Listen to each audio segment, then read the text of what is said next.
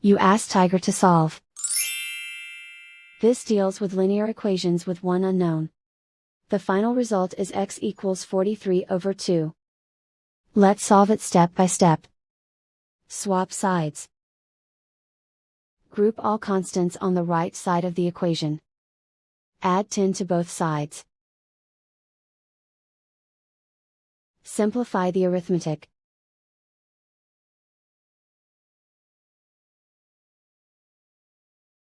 Isolate the x.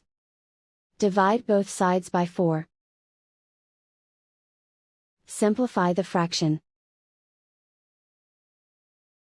Find the greatest common factor of the numerator and denominator.